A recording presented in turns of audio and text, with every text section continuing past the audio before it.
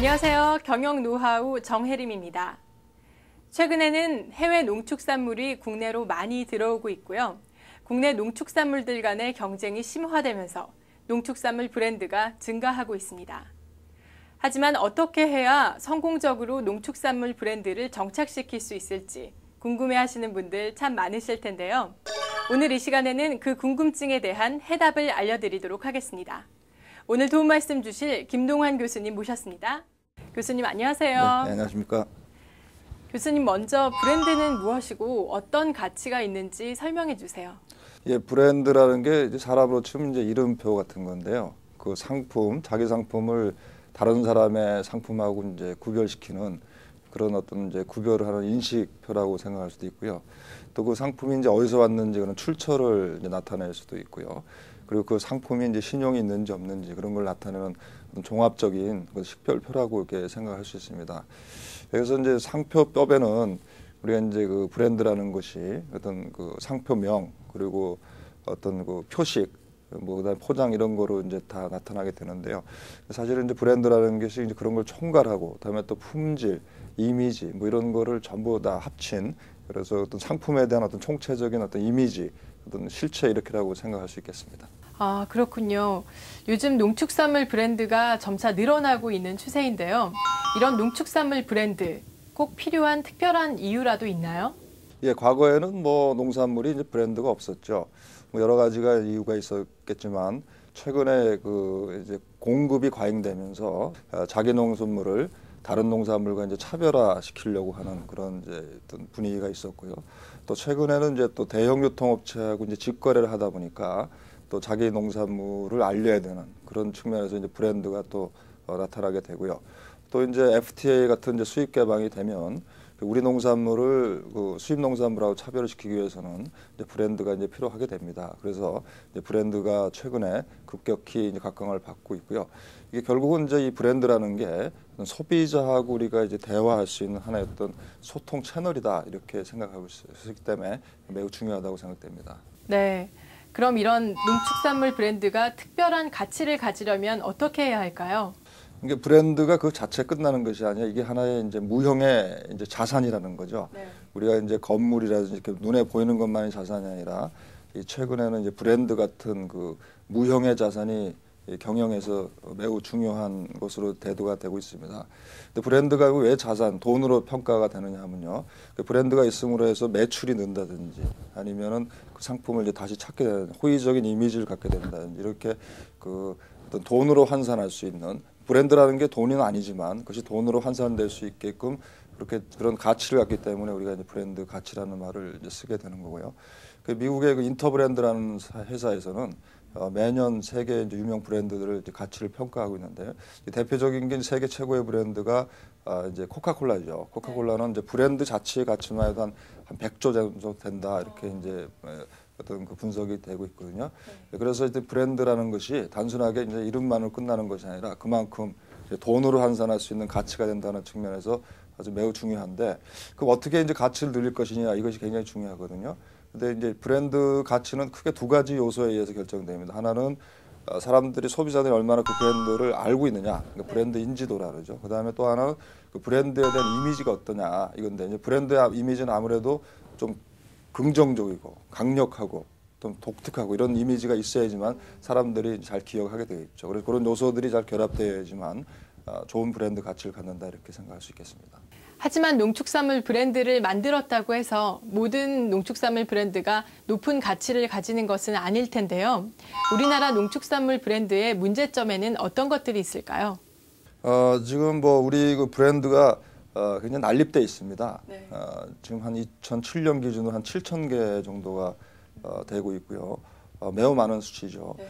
그러다 보니까 소비자들이 뚜렷하게 그런 좀 인상에 남는 브랜드가 몇 개 없는 거죠. 네. 그러니까 다시 말씀드리면 아까도 말씀드렸지만 브랜드라는 게 결국 소비자들의 어떤 인식 속에 이제 자리 잡아서 재구매를 일으켜야 되는 건데 이제 그런 것들이 별로 일어나는 브랜드가 없다는 거죠. 이제 그것이 이제 큰 문제점이다 이렇게 생각할 수 있겠습니다. 네. 역시 하나의 브랜드를 만들어내고 정착시키기 위해서는 많은 어려움이 따르는 것 같습니다.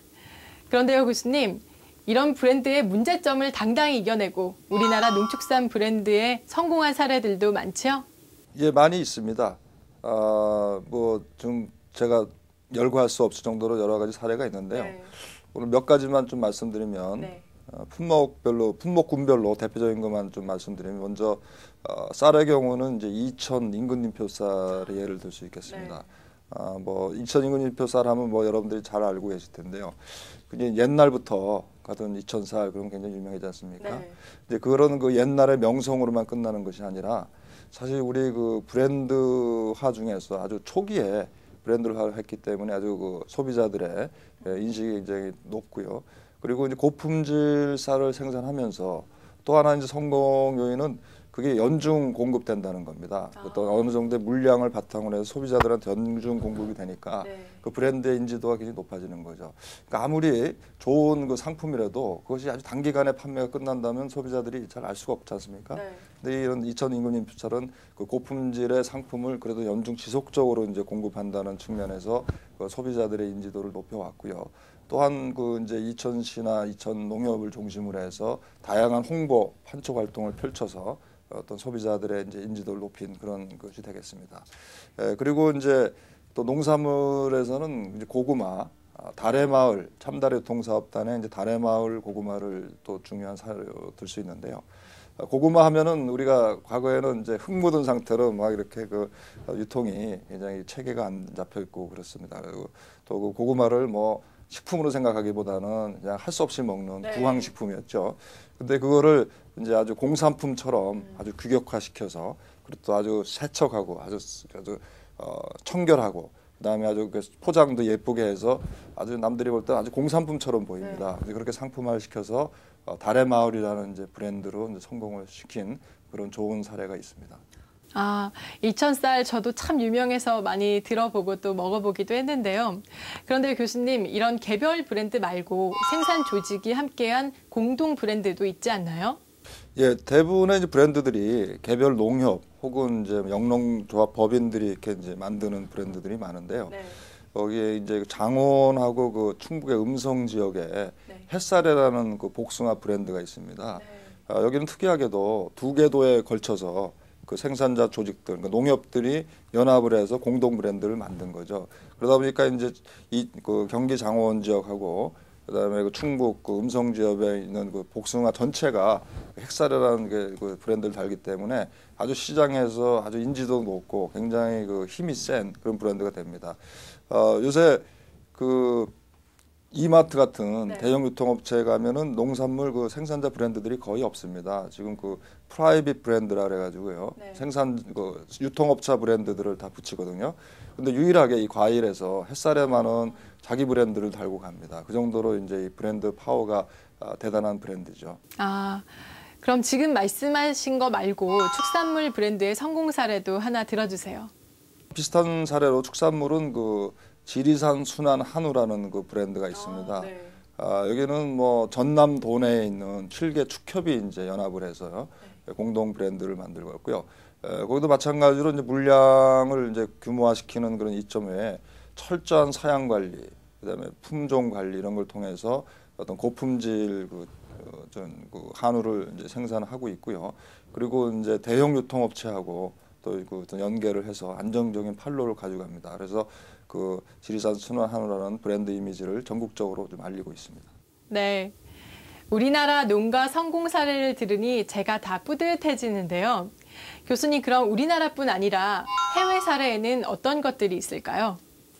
우리가 그 농산물에서 대표적인 그 브랜드라고 하면요. 선키스트 아마 들어보셨을 겁니다. 네. 선키스트라든지 도올이라든지 네. 델몬트, 뭐 제스프리, 뭐 그 외에도 여러 가지가 있습니다만 그런 것들을 뭐 대표적인 성공 사례라고 들 수 있겠죠. 먼저 근데 그 선키스트 같은 경우에 보면요, 선키스트는 그 미국의 그 오렌지 협동조합의 이제 브랜드입니다. 네. 그 캘리포니아 지역하고 그 애리조나 지역에 있는 오렌지 농가들이 한 6천여 농가들이 모여서 만든 그 농협이거든요. 근데 거기서 이제 선키스트라는 이제 브랜드를 붙이는데 이 사람들이 그 브랜드에 성공한 것은 그 철저한 그 품질 관리입니다. 그래서 이제 그 산하에 선과장이 한 50개 정도 되는데요. 네. 한 50개 정도 되다 보면 다 품질이 제각각일 거 아닙니까? 네. 그런데 그 이제 농협 그 본부에서 그걸 아주 품질을 아주 그 통제를 잘해가지고 품질 관리 요원들이 다 나가 있어가지고 일정한 규격에 의해서 이제 품질 관리를 하고 있고요. 네. 또 하나 좀 중요한 것은 그 검사를 아주 철저히 합니다. 출하하기 전에 검사를 철저히 하고, 그다음에 또 도매시장 출하하고 난 다음에 또 검사 요원들이 가서 또 검사를 합니다. 그래서 만약에 뭐가 잘못된 거를 발견하게 되면은 그 선과장을 그 문제 해결할 때까지 폐쇄를 시킵니다.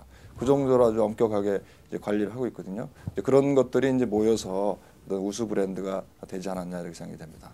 아, 굉장히 철저히 관리를 하고 있네요. 그럼 제스프리는 어떤가요? 제스프리는 뉴질랜드 키위 브랜드인데요. 네.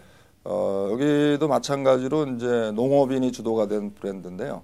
여기는 정부에서 아예 그 법제화를 시켜서 모든 키위에는 제스프리를 붙여라. 그래가지고 그 독점화를 시켜줬습니다. 물론 그 독점화만이 그 성공 요인은 아니고요. 네. 이제 거기에 상응해서 이제 농가들이 철저하게 자발적으로 참여해서 품질 관리를 철저하게 하고요.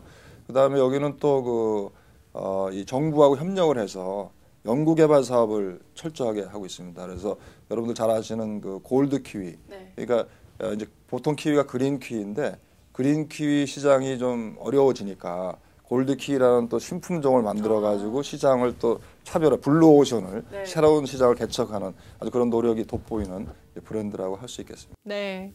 우리 농가도 다양한 브랜드화 전략을 통해서 이 선키스트나 제스프리처럼 세계적으로 이름을 알렸으면 하는 바람이 듭니다. 그런데요, 교수님, 이렇게 세계적으로 이름을 날리려면 국내에서도 먼저 자리를 잘 잡아야 하지 않을까 하는 생각이 드는데요. 성공적인 브랜드화를 이루기 위한 방법, 거기에는 어떤 것들이 있을까요? 예, 무엇보다도 먼저 이 브랜드라는 게 단순하게 이름만 붙인다 이런 생각에서 벗어나야 되겠습니다. 이제 브랜드가 성공하기 위해서는 아주 철저한 이제 관리가 이제 필요한데요. 네. 이제 브랜드가 성공하기 위한 조건이 여러 가지가 있습니다. 근데 그 중에 첫째로 제가 생각하기 가장 중요한 거는 일단 그 물량이 어느 정도 좀 기반을 갖춰서 네. 이게 어느 정도 그 지속적인 공급 체계를 갖출 수 있어야 됩니다. 예를 들어서 어떤 농가가 아무리 좋은 농산물을 생산해서 브랜드를 해더라도 그게 며칠밖에 안 가면 그게 사실 소비자들한테 브랜드가 인식되기 굉장히 어렵거든요. 그래서 어떤 농협이라든지 영농조합법이라든지 아니면 농업회사법인 같은 조직체를 통해서 그 물량을 규모화시켜서 브랜드화를 추진하는 것이 바람직하겠고요. 더 나아가서는 개별 조직보다도 이제 그런 그 시군 단위 혹은 더 큰 단위로 해서 더 모여서 연합체가 또 브랜드화를 추진하는 것이 기본적으로 이제 바람직하다고 생각합니다. 근데 두 번째는 아무리 또 물량이 많아도 품질 관리가 안 되면 안 되지 않습니까? 네. 그래서 엄격한 이제 품질 관리가 돼야 되는데요. 품질 관리의 가장 중요한 것은 일단 생산부터가 품질이 어떤 균질화가 돼야 되겠습니다. 그래서 품종이 통일된다든지 재배 방법이 통일된다든지 시비 방법 그런 식으로 해서 그 일단 생산 과정부터가 어떤 균질 생산이 되게끔 유도를 하고요. 그 생산 이후에도 그것이 또 이렇게 엄격한 선별 과정, 그러니까 어떤 객관적인 그 선별 기준에 의해서 선별함으로써 어떤 그 품위가 일정하게 유지가 이제 돼야 되겠습니다. 그런 상품들이 이제 시장에 나와야지만 소비자들이 그 브랜드에 대해서 신뢰를 하겠죠. 근데 마지막으로 중요한 거는 이 그 물량이 규모화되고 품질이 아무리 좋아도 소비자들이 알지 못하면 어느 그 구두선에 끝나겠죠. 그래서 이런 잘 만들어준 우리 상품을 소비자들한테 알리기 위한 재반, 홍보, 판촉 이런 활동들이 이제 수반이 돼야 됩니다. 그래서 우리가 이거를 통합적인 이제 마케팅이라 그러는데요. 그래서 예를 들면은 광고 한다든지 아니면은 뭐 뉴스 같은데 좀 노출시켜서 홍보를 한다든지 이런 부분들에 좀 그 신경을 써야 될 것이라고 생각이 됩니다.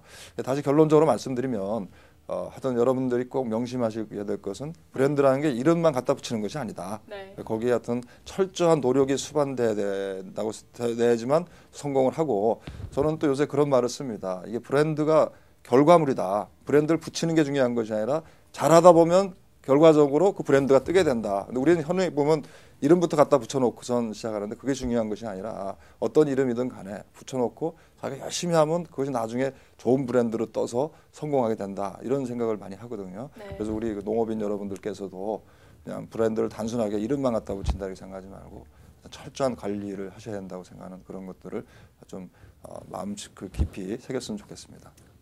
참 어렵네요. 오늘 이 프로그램 보시면서 모두 고개를 끄덕끄덕하고 계실 것 같은데요. 오늘 교수님 말씀 하나하나가 성공적인 브랜드화를 꿈꾸는 우리 농가에 많은 도움이 될 것 같습니다. 오늘 도움 말씀 정말 고맙습니다. 네, 감사합니다.